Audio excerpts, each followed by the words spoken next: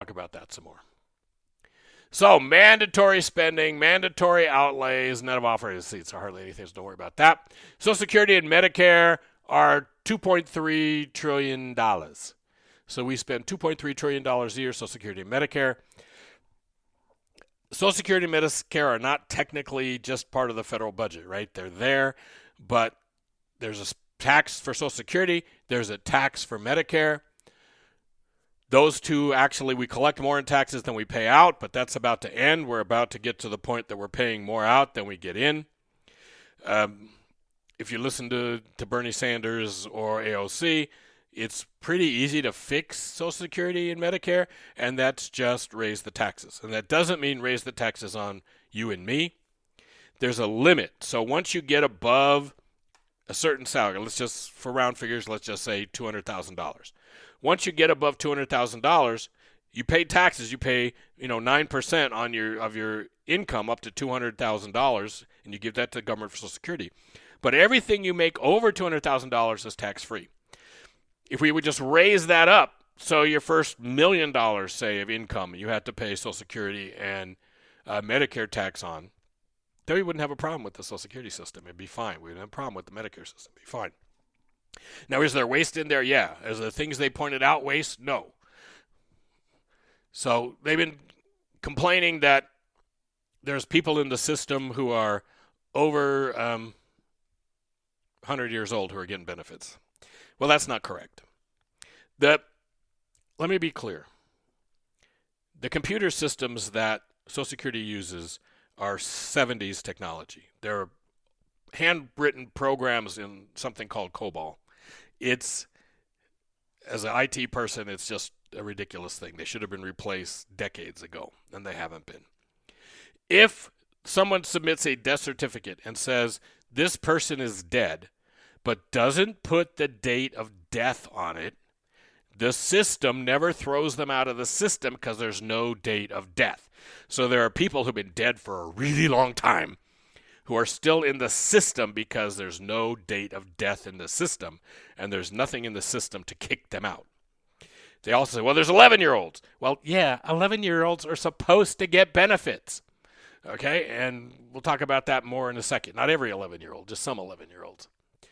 So mandatory spending is 14% of GDP, and on average it's been 13% of GDP, so it's gone up. Okay, so here's all the programs. So Medicare, medical, all that medical stuff up at the top is 1.6 trillion. Social Security is 1.4. Notice that Social Security is also called old age and survivors insurance and disability. There's disability in there too. So if your parents are paying into the system and you're 11 years old and your parents die, you're entitled to Social Security payments. You're a survivor.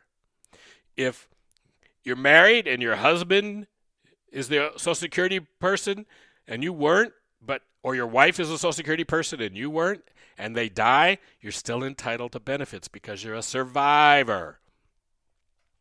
So the rhetoric we've been hearing about Social Security shows a complete lack of understanding about how the system works, right?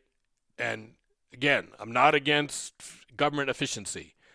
Almost every government agency has stupid-ass computer programs that should have been replaced decades ago.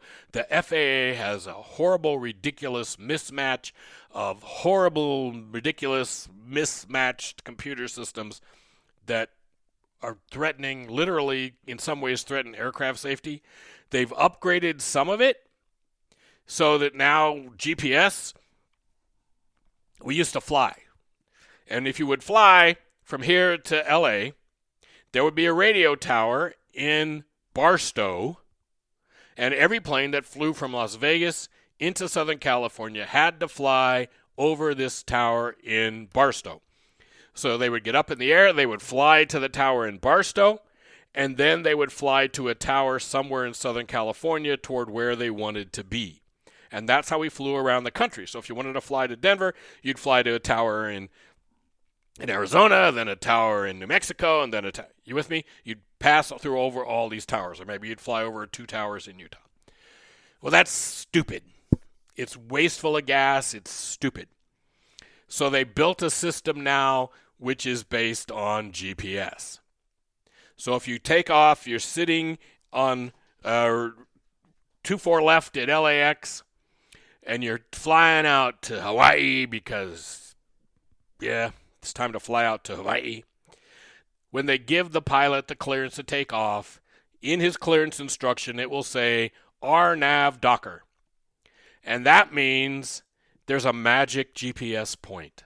There's a point on the beach that on the far side of LAX. So the beach on the south end of LAX is called Dockweiler Beach. And so there's a magical mystery point out there which doesn't have a tower, doesn't have anything physical, but is in the GPS system, and it's called Docker. And so your plane is going to take off from beautiful LAX, and it's going to fly a little bit to the left and go over to this point called Docker, and then it's going to change course, turn to the right a little bit, and fly off to Hawaii. Okay? If you're flying into Orange County Airport, which is right near Disneyland, there's this magical point called Mickey, which is on the way into, and so every plane that flies into Orange County Airport flies over Mickey. It's not an actual physical thing. It's in the computer system. So there's this upgraded computer system, but most of the computer stuff that it's horribly out of date. It's crappy. They don't. So it's a mess. The whole air traffic control system, the whole of the FAA system is a mess, and it needs to be fixed. Firing everybody is probably not the way to fix it, but that system needs to be fixed if we want an efficient government, and everybody knows that. So then there's SNAP, which is income assistance for poor people, earned income child tax credit, supplemental security income, family support, unemployment compensation, child nutrition, right? We do school lunches, civilian and military veterans-related programs, veterans income security program, student loan program, $118 billion student loan program, other education stabilization fund, deposit insurance, and other. So, again, we talked about this before. If you want to balance the federal budget, what are you going to cut here? And how are you going to cut $1.9 trillion out of this? And it's hard to figure out how you're going to do that without pissing off enough of the voters that you're not going to get reelected. Right? So when people are chanting tax the rich, that seems like at least a way to cut the budget deficit without having to make most of the voters mad. It'll make Jeff Bezos mad, who owns Amazon, but not everybody else. So real quick then, within each budget category, there's a separate budget. So here's the Navy budget. The Navy budget is $258 billion roughly, right? 10% of that is research and development. 24% of that is all the sailors and the Marines. 30% is buying stuff, procurement. 34% is operation and maintenance, and 2% is construction, which means all the military bases, work they're doing on the military bases. Okay? We're happy? What are they buying? Well, they're buying 2 submarines, an aircraft carrier, a couple destroyers, and... right? So that's ships. That's 42% of their budget. Then they're buying airplanes. They're buying F-35s. They're buying helicopters. They're buying all kinds of aircraft. They're buying like bullets and guns and tanks and stuff for the Marines.